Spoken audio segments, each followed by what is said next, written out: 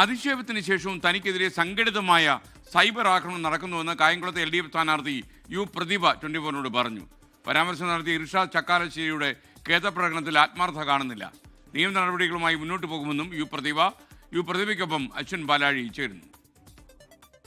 കായംകുളത്ത് LDF സ്ഥാനാർത്ഥി U പ്രതിഭ ഇപ്പോൾ 24-നൊപ്പം ചേരുകയാണ്.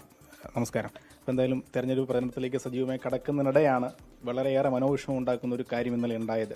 അപ്പം അതിൽ ഇപ്പോൾ ഏറ്റവും ഒടുവിൽ വന്നിരിക്കുന്ന നടപടി എന്ന് പറഞ്ഞാൽ തിരുവനന്തപുരം ഇലക്ഷൻ കമ്മീഷൻ ഇപ്പോൾ കളക്ടറോട് അടിയന്തര നടപടി സ്വീകരിക്കാൻ പറഞ്ഞിരിക്കുകയാണ്. അപ്പം തുടർ നടപടിയിൽ ഇനി സ്ഥാനാർത്ഥി എന്ന നിലയിൽ എങ്ങനെയാണ്? സുമോട്ടോ കേസ് എടുത്തിട്ടുണ്ടെന്നാണ് ഞാനിപ്പോൾ അറിഞ്ഞത്. എന്താ സംഭവം എന്ന് വെച്ചാലേ, ഇപ്പം തെരഞ്ഞെടുപ്പിന് ആദ്യ പ്രചരണ ഘട്ടത്തിൽ തന്നെ അവരുടെ നോംസിൽ പറയുന്നുണ്ട് തെരഞ്ഞെടുപ്പ് സമയത്ത് വ്യക്തിഹത്യ ചെയ്യരുത് എന്ന് പറയുന്നുണ്ട്. അവിടെ തെരഞ്ഞെടുപ്പിന്റെ ഉത്തരവാദിത്തപ്പെട്ട കൺവീനർ തന്നെയാണ് ഈ വ്യക്തിഹത്യ ചെയ്തത് എന്നുള്ളതാണ്. അപ്പം പിന്നെ അണികൾ പറയാതിരിക്കുമോ?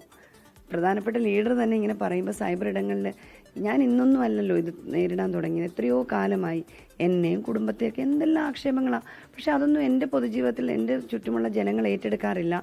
അവരെപ്പോഴും എന്നെ കൂടുതൽ ചേർത്ത് പിടിച്ചിട്ടേ ഉള്ളൂ. ചെറിയ പെൺകുട്ടിയായി 22-ാമത്തെ വയസ്സ് മുതൽ 25 വർഷം ഞാൻ പൂർത്തിയാക്കുന്ന ഈ സമയത്ത് വരെ എനിക്ക് തന്ന ചെറുതും വലുതുമായ ഉത്തരവാദിത്തങ്ങൾ നിർവഹിക്കാനാണ്. അവിടെ ആരുടെയെങ്കിലും മുമ്പിൽ കരഞ്ഞോ അല്ലെങ്കിൽ തെറ്റായ പ്രചരണം നടത്തിയോ ഒന്നും വിജയിച്ചു വരാനല്ല പറഞ്ഞ്, ശരി പറഞ്ഞ് വിജയിച്ചു വരാനാണ് എൻ്റെ പ്രസ്ഥാനം എന്നെ പഠിപ്പിച്ചുള്ളൂ. ഞാൻ ഇതുവരെ അതേ ചെയ്തിട്ടുള്ളൂ. ഇർഷാദ് ചക്കാലശ്ശേരി ഇതിന് ശേഷം ഒരു ഖേദപ്രകടനം നടത്തിയിരുന്നു. താൻ തെറ്റൊന്നും ചെയ്തിട്ടില്ല, പറഞ്ഞതിൽ ആർക്കെങ്കിലും ബുദ്ധിമുട്ട് തോന്നിയിട്ടുണ്ടെങ്കിൽ ഖേദം പ്രകടിപ്പിക്കുന്നു എന്നുള്ള ഒരു ആത്മാർത്ഥതയില്ലാത്ത ഖേദപ്രകടനമായി തോന്നി. ഞാനത് ശ്രദ്ധിക്കുന്നേ ഇല്ല. കാരണം ഇപ്പോൾ ഇലക്ഷൻ കമ്മീഷൻ തന്നെ സുമോട്ടോ കേസെടുത്ത ഒരു കാര്യമാണ്. പബ്ലിക്ക് കേട്ടൊരു സ്പീച്ചാണ്. ഞാൻ പറഞ്ഞല്ലോ, ആ വ്യക്തി ഉറക്കെ പറഞ്ഞു.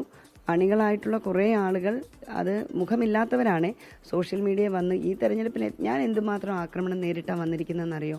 എൻ്റെ പൊതുജീവിതവും എൻ്റെ വ്യക്തി ജീവിതവും രണ്ടാണ്. ഞാൻ പറഞ്ഞല്ലോ, ഞാൻ എപ്പോഴും പറയും, എൻ്റെ സന്തോഷം മാത്രമാണ് ഈ പൊതുസമൂഹത്തിന് എനിക്ക് തരാനുള്ളത്. ബാക്കി എൻ്റെ ജീവിതം അത് എൻ്റെ മാത്രമാണ്, അത് പൊതുസമൂഹത്തിൻ്റെ അല്ല. ഇപ്പം തന്നെ വീണ്ടും വളച്ചൊടിച്ച കാര്യങ്ങളും കൊണ്ടുവരുമ്പോൾ എന്തെല്ലാം കള്ള ക്യാമ്പയിനാണ് 2 ദിവസമായിട്ട് വീണ്ടും ഇറക്കുന്നത്. വലിയ പ്രതിഷേധങ്ങളിലേക്ക് മുന്നണി കടക്കുകയാണ്. അപ്പം നിയമ നടപടികൾ എങ്ങനെയാണ്? ഇപ്പം വനിതാ സംഘടന മഹിളാ അസോസിയേഷൻ തന്നെ LDWF തന്നെ എനിക്ക് തോന്നുന്നവർ കേസായിട്ട് മുന്നോട്ട് പോകുന്നുണ്ട്.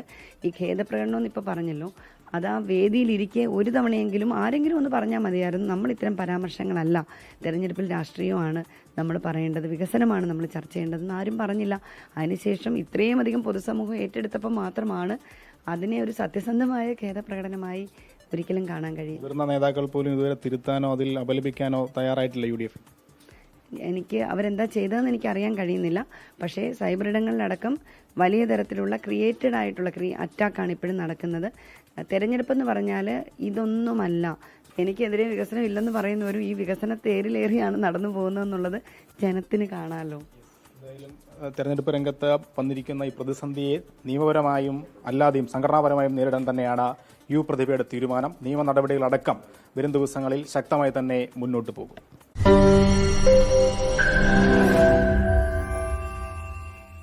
ലോകത്തെവിടെയായാലും ഏത് സമയത്തും 24 വാർത്തകളും ഓഗ്മെന്റഡ് റിയാലിറ്റി പാക്കേജുകളും എക്സ്പ്ലെയിനറുകളും വിശദമായി കാണാൻ ഞങ്ങളുടെ YouTube ചാനൽ നിങ്ങൾക്ക് സബ്സ്ക്രൈബ് ചെയ്യാം.